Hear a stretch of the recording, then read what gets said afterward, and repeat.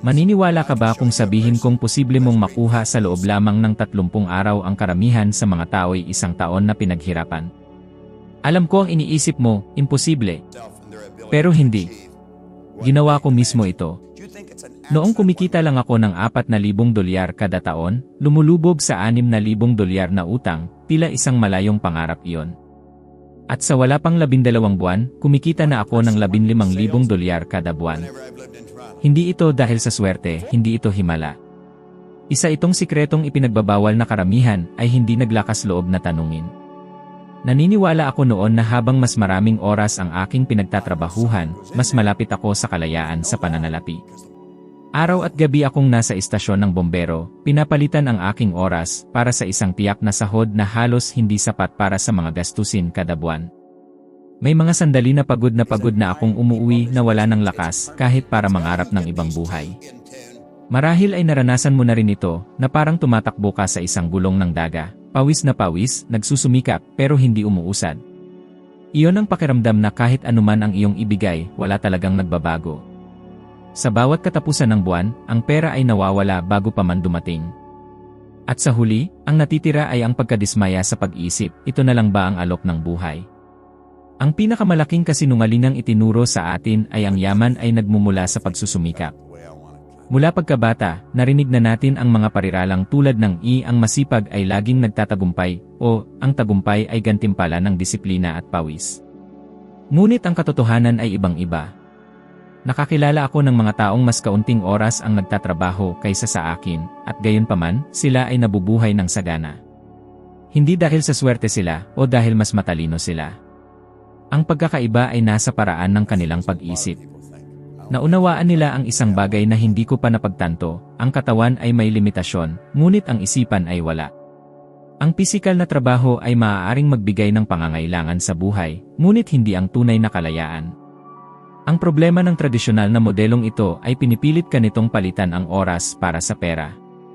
At kapag ang iyong pinagkukunan ng kita ay nakasalalay lamang sa mga oras na iyong pinagtatrabahuhan, ikaw ay limitado, dahil ang oras ay isang limitadong yaman. Kung ang isang araw ay natapos, ang pera ay titigil din sa pagdating. Napansin mo na ba kung paano nabubuhay ang karamihan sa mga tao? Maaga silang nagigising, nakikipagsiksikan sa trapiko, gumugugol ng araw sa isang trabahong ayaw nila, umuwi ng walang lakas para sa pamilya o para sa kanilang sarili, at sa susunod na araw, paulit-ulit ang lahat. Ito ay isang walang katapusang ikot, kung saan nabubuhay lamang para magbayad ng mga utang, walang espasyo para sa mga pangarap o mga tagumpay. Ang pinakamasakit ay naprogram tayo upang maniwala na ito ang tamang daan. Paaralan, pamilya, lipunan, lahat ay inuulit ang parehong formula, mag-aral, maghanap ng magandang trabaho, magsikap, magtipid ng bawat sentimo at maghintay ng pagreretiro. Ngunit walang nagtuturo kung paano talaga lumilikha ng kayamanan. Ako mismo ay hindi kailanman nakarinig ng isang leksyon sa paaralan tungkol sa kung paano lumikha ng kasaganaan, tanging kung paano maging isang mabuting empleyado. Sinanay ako upang sumunod sa mga utos, sumunod sa mga takdang oras, sundin ang mga patakaran, ngunit hindi upang mag-isip ng kalayaan sa pananalapi. At marahil ito ang dahilan kung bakit napakaraming tao ang gumugugol ng kanilang buong buhay na naniniwala na walang alternatibo. Ang katotohanan ay ang pagsusumikap lamang ay hindi nagpapalaya. Maaari mong pagurin ang iyong sarili sa pagtatrabaho, maaari kang maging ang pinakamaagap, ang pinakamasunurin, ang pinakadedikado, at gayunpaman ay hindi mo kailanman makamit ang kasaganaan. At alam mo kung bakit? Sapagkat ang pisikal na pagsisikap na walang direksyon sa kaisipan ay tulad ng pagsagwan laban sa agos ng hindi nakikita kung saan ka pupunta. Nagagastos ka ng enerhiya, ngunit hindi ka umaalis sa lugar. At kapag sa wakas ay naintindihan mo na ang susi ay nasa isipan, ang lahat ay nagbabago. Iyon ang nangyari sa akin nang simulan kong pag-aralan ang mga bagong kaalaman. Natatandaan ko na pag-uwi ko mula sa korporasyon ng mga bumbero ay nakakaramdam ako ng kawalan. Naniniwala ako noon na kung may makakapansin kung gaano ako nagsusumikap, natural na gagantimpalaan ako. Ngunit ang nangyari ay eksaktong kabaligtaran. Habang mas maraming oras ang aking ibinibigay, mas nakakulong ako. Ang sahod ay palaging pareho at ang mga pangarap ay lalong lumalayo. Ang pagkadismaya ay lumalaki at tinatanong ko ang aking sarili, may problema ba sa akin? Hindi ba ako sapat na mabuti? Ngayon alam ko na ang pakiramdam na ito ay hindi eksklusibo. Ito ang katotohanan ng milyon-milyong tao. Sa puntong ito kung saan ang buhay ay humihingi ng malaking halaga. Ang pagpapalit ng oras para sa pera ay hindi lamang nananakaw ang iyong pisikal na enerhiya, kundi pati na rin ang iyong sigla. Nagsisimula kang maniwala na walang paraan palabas, at kapag nawala ang pag-asa mo, tumitigil ka sa pangangarap. At ang isang taong walang pangarap ay umiiral lamang, hindi nabubuhay. Nakita ko ang aking sarili sa ganitong paraan, bilang isang taong nagsisikap lamang mabuhay. Ngunit ang pinakamalaking pagbabago ay nang maunawaan ko na ang kayamanan ay hindi nakukuha sa lakas ng katawan, kundi sa lakas ng isipan. Ito ay kapag naunawaan mo na mayroong higit pa sa programming na natanggap mo, kapag nagsimula kang magduda sa palagi mong naririnig at magpasya kang lumikha ng isang bagong lohika para sa iyong buhay. Ito ang una at pinakamahirap na aral, ang ideya na ang patuloy na pisikal na trabaho ay sapat na upang makamit ang kalayaan ay isang ilusyon. Ang mundo ay puno ng mga taong nagtatrabaho nang walang pagod at nananatiling mahirap. Hindi dahil sa hindi sila nagsusumikap, ngunit dahil hindi nila kailanman natutunan na gamitin ang kapangyarihan ng isipan upang lumikha.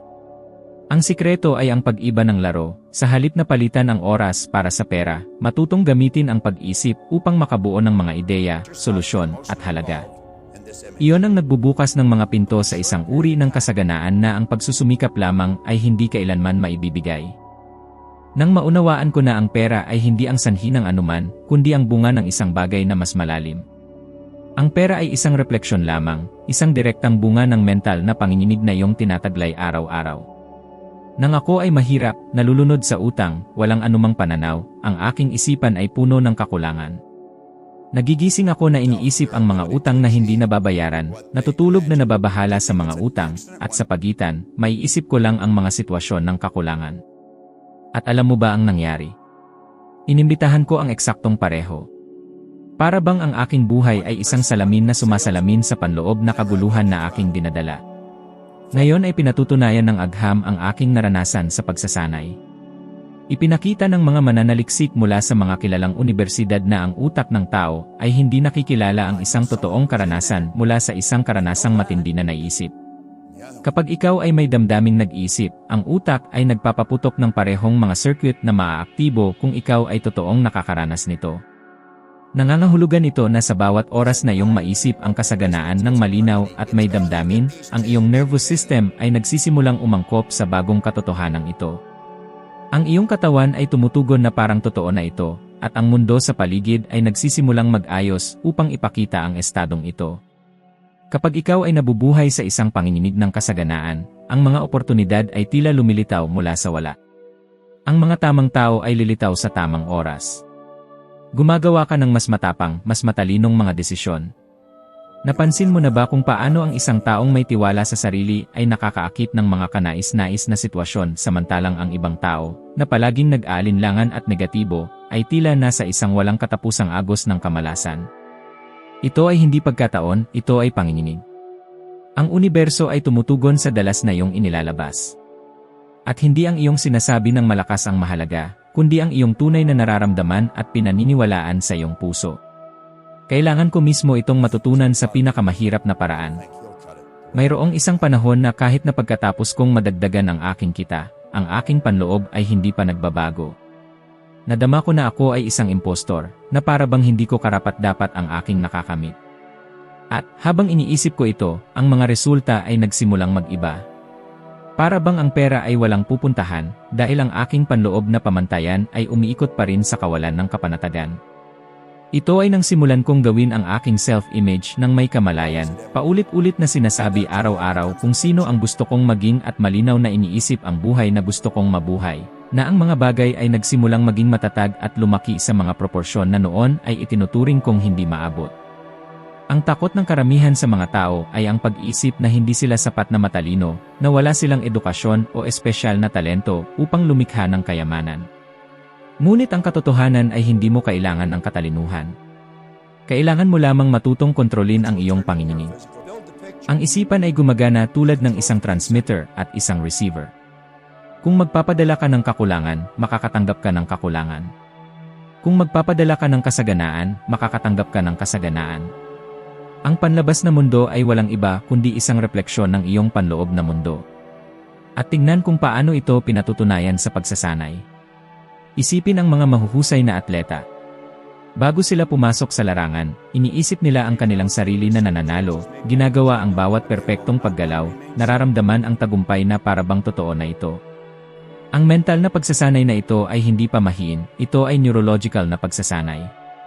Sa bawat pag-uulit, lumilikha sila ng mga daan sa utak na nagdadala sa kanila upang gampanan ng may katumpakan kapag dumating na ang oras. Ganoon din ang pera. Kung araw-araw mong nakikita ang iyong sarili bilang isang taong nabubuhay sa kasaganaan, gumagawa ng matalinong mga desisyon, umaakit ng mga oportunidad, ang iyong utak ay nasasanay sa bersyong ito. At kapag dumating ang pagkakataon, hindi mo ito tatanggihan o sisirain dahil handa ka nang tanggapin ito. Ito ang kapangyarihan ng pag-iisip na sinamahan ng panginginig. Hindi sapat ang simpleng pagnanais. Kailangan mong maramdaman, kailangan mong maniwala ng totoo. Iyon ang nagkakaiba sa mga taong gumugugol ng kanilang buhay na nagrereklamo sa kanilang swerte, at sa mga taong, tila walang pagsisikap, ay palaging lumalaki. Ang sikreto ay hindi sa labas, kundi sa estado ng kamalayan na iyong pinipiling linangin sa loob. Kapag naunawaan mo ito, mapapansin mo na ang pera ay hindi isang bagay na iyong hinahabol, ito ay isang bagay na iyong inaakit sa pamamagitan ng panginginig na iyong inilalabas. At ang panginginig na iyon ay nakasalalay lamang sa isang desisyon, manatiling nakakulong sa lumang pamantayan ng kakulangan o sanayin ang iyong isipan upang manginig ng kasaganaan araw-araw.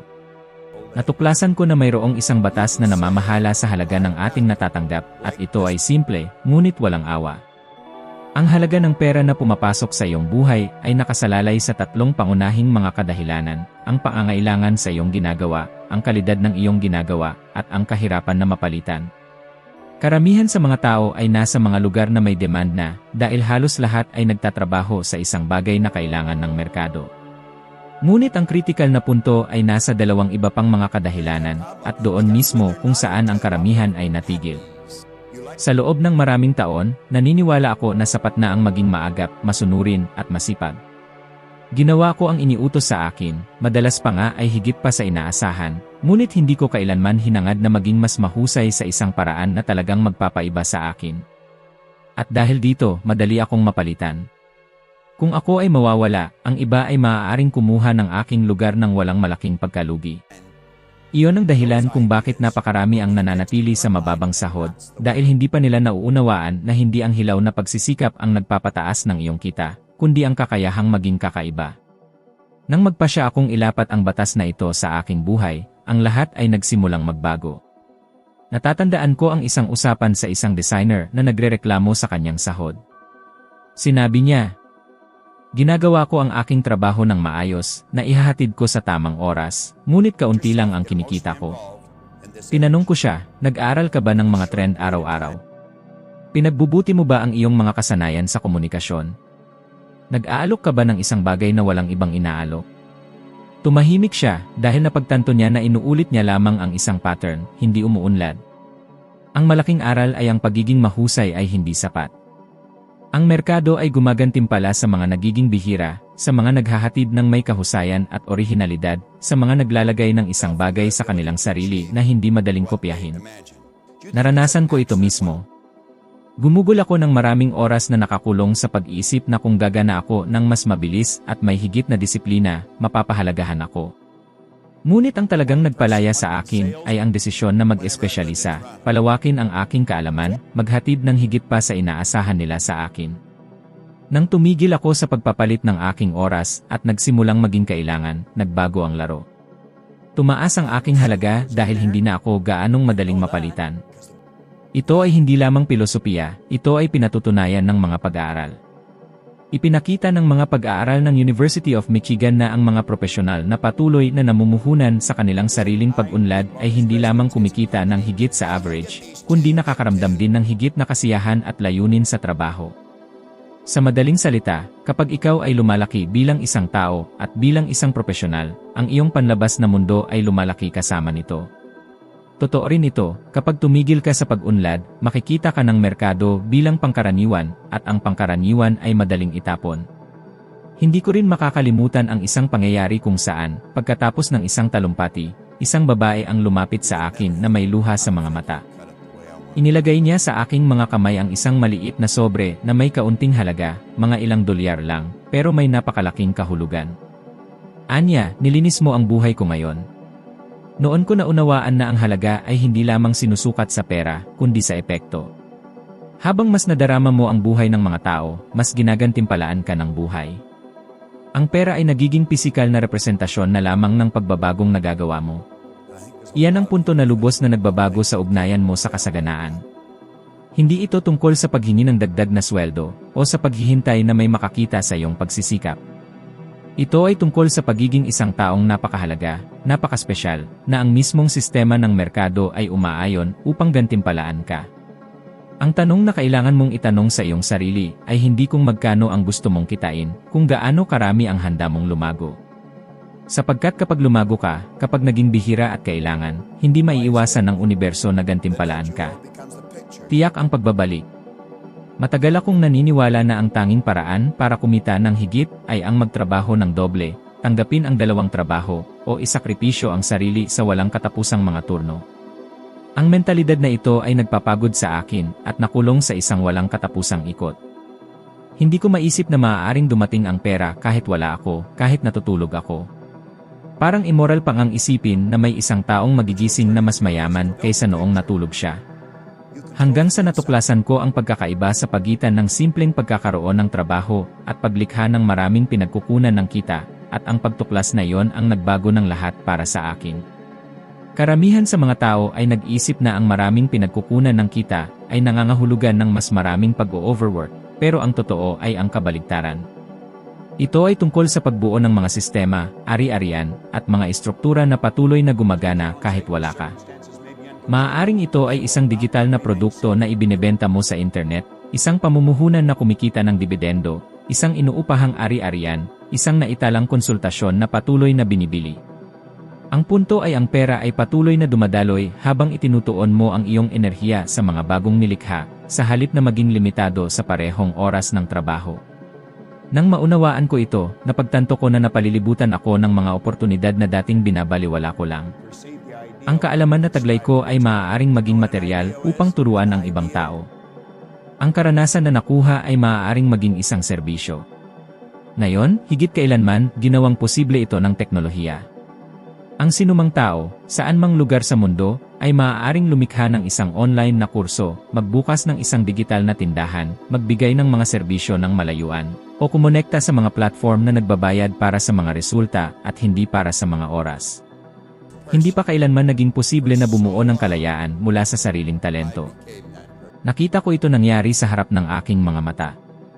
Isang batang babae na nakilala ko ay nagsimula halos mula sa wala, nagbebenta bilang isang affiliate ng mga digital na produkto. Wala siyang pera para mamuhunan sa isang malaking bagay, ngunit nagpa siyang gawin ang unang hakbang.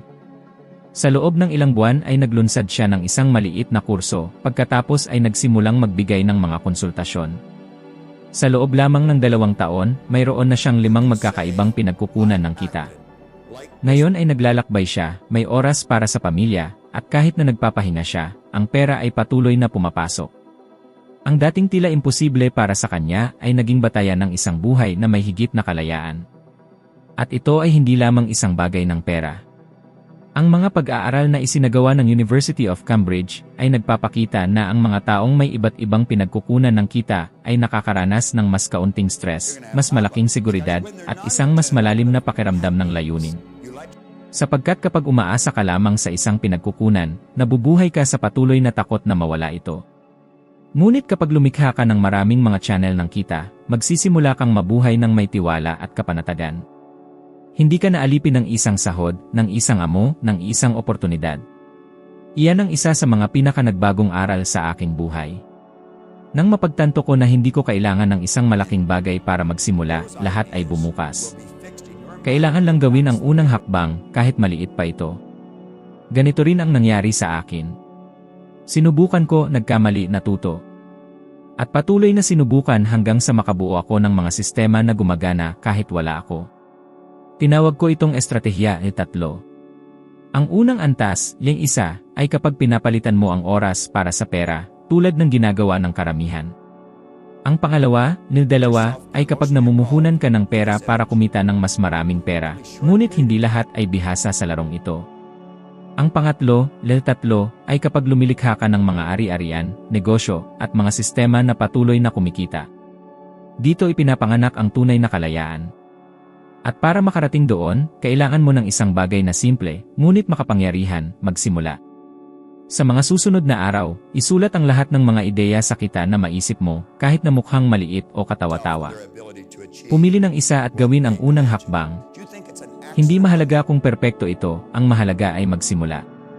Sapagkat kapag kumilos ka, bubukas ang mga pintuan na hindi kailanman lalabas kung mananatili ka lang sa pag-isip.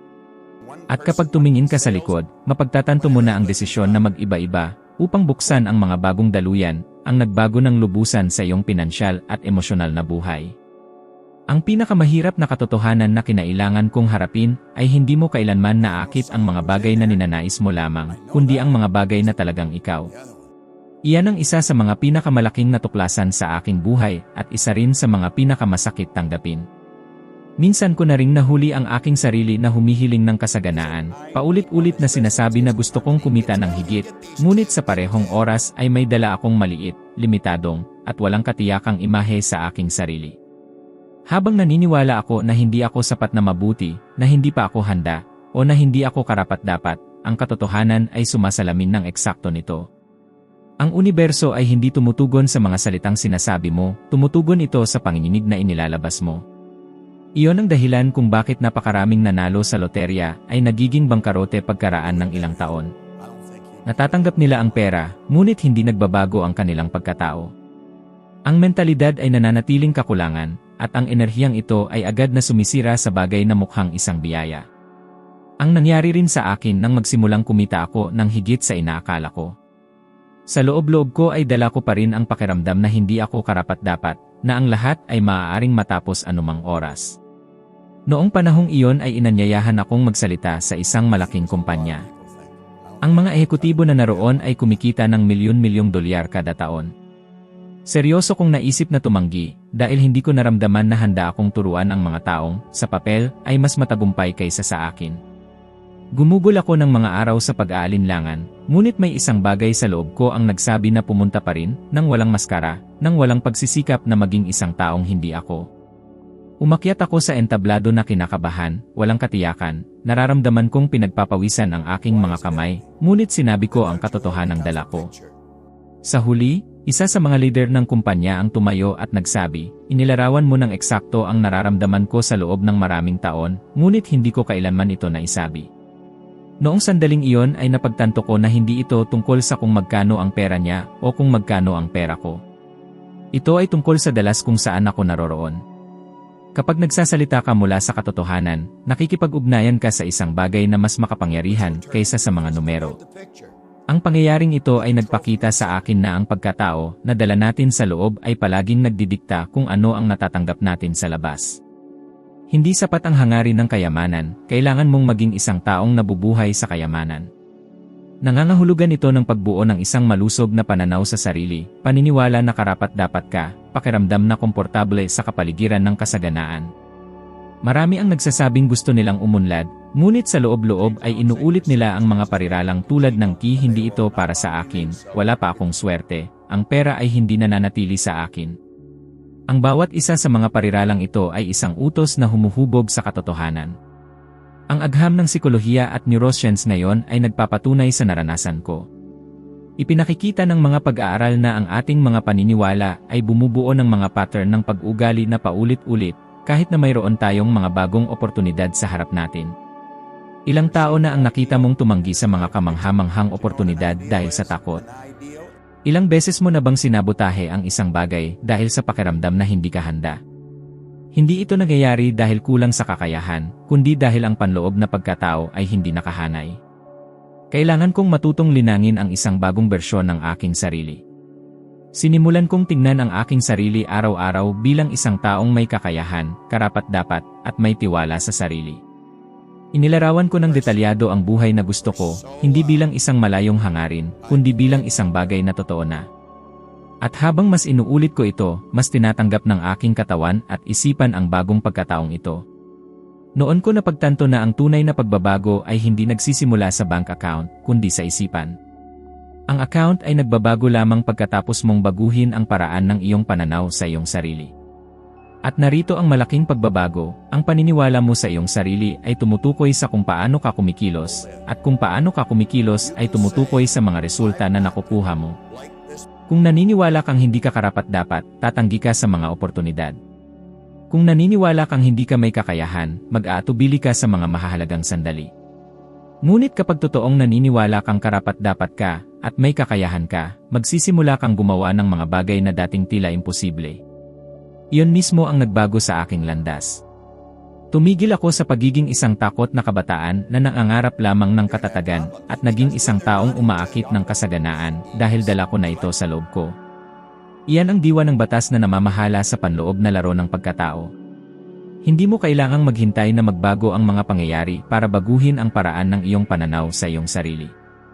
Ang kabaligtaran nito, kapag nagbago ka sa loob, hindi maiiwasang sumabay ang labas. Iyon ang dahilan kung bakit, kung gusto mong dagdagan ang iyong kita, kailangan mo munang dagdagan ang iyong pananaw sa iyong sarili. Sapagkat ang pera ay hindi pumupunta sa mga taong humihiling lamang, kundi sa mga taong nakadarama na ng pagkakatugma sa kasaganaan. Ngayon gusto kong gumawa ka ng isang praktikal na bagay, isang simpleng bagay, ngunit maaari itong lubos na baguhin kung paano dumadaloy ang pera sa iyong buhay. Sa susunod na 7 araw, isulat ang lahat ng mga ideya para sa dagdag na kita na dumaan sa iyong isipan. Huwag mong suriin, huwag mong pintasan, huwag mong isipin kung maganda o masama ito. Isulat mo lang. Hayaan mong gumana ang iyong isipan ng walang filter, na parang isang ilog na umaapaw. Kadalasan ang mga pinakamagagandang ideya ay lumilitaw kapag hindi mo sinusubukang kontrolin ang mga ito. Napansin mo na ba na ang ilan sa mga pinakadakilang imbensyon ng sangkatauhan ay ipinanganak sa mga sandali ng pagkagambala, pahinga, o kahit na paglalaro? Ito ay dahil ang isipan ay nangangailangan ng kalayaan upang lumikha. Pagkatapos ng 7 araw, tingnan ang iyong listahan. Magugulat ka sa pag-alam na ang ilang mga ideya ay mukhang katawa-tawa, ngunit ang iba ay tatawag ng iyong pansin sa isang magkakaibang paraan. Pumili lamang ng isa. Isa lang. At gawin ang unang hakbang. Hindi mahalaga kung maliit ang hakbang na ito. Maaaring ito ay ang paggawa ng isang 2 minutong video na nagpapaliwanag ng isang bagay na alam mo, maaari itong ang paggawa ng isang account sa isang digital na platform. Maaari itong ang pag-aalok ng isang simpleng serbisyo sa isang kakilala mo. Ang laki ng aksyon ay hindi mahalaga. Ang mahalaga ay sinisira nito ang ikot ng kawalan ng pagkilos. Natutuhan ko na ang universo ay tumutugon sa paggalaw. Maaari kang gumugol ng maraming taon sa panaginip, pagbabasa, panonood ng mga video, ngunit wala nang mangyayari hanggang sa kumilos ka. Ito ay parang pagtulak ng isang bato sa isang burol. Sa simula ay mahirap, ngunit kapag nagsimulang gumulong ito, ang lakas ng paggalaw mismo ay tumutulong na magpatuloy. Ang pagkilos ang nagbubukas ng mga pinto. Ilang beses mo na bang nakita ang isang taong nagsimula ng maliit, at sa maikling panahon, ay nasa isang lugar na tila imposible? Hindi dahil mas mapalad sila, ito ay dahil nagpasya silang kumilos kahit hindi pa sila handa. At narito ang bahagi na ayaw pakinggan ng mga tao, sa simula ay magkakamali ka. Madadapa ka, matatakot ka, madududa ka sa iyong sarili. Naranasan ko rin ito. Naaalala ko kung kailan sinimulan ko ang aking unang negosyo sa paglilinis. Wala akong alam tungkol sa pamamahala, wala akong karanasan. Madalas kong naisip na sumuko. Ngunit ang bawat pagkakamali ay nagbigay sa akin ng aral, at ang bawat aral ay naglapit sa akin sa resulta na gusto ko. Sa loob ng wala pang 1 taon, ang negosyong mukhang marupok ay nagdulot sa akin ng higit pa sa inaakala ko. Kung sumuko ako sa unang pagkadapa, wala sa mga ito ang mangyayari. Tingnan ang mundo kung saan tayo nabubuhay ngayon. Ang mga kasangkapan ay nasa harap mo, maa-access ng sinuman. Maaari mong ituro, ibenta, likhain, ihandog, lahat mula sa isang cellphone. Hindi pa noon nagkaroon ng panahon sa kasaysayan ng sangkatauhan na kasing dali na ngayon ang pagbabago ng kaalaman tungo sa salapi, ng pagkamalikhain tungo sa kalayaan, at ng oras tungo sa kasarinlan.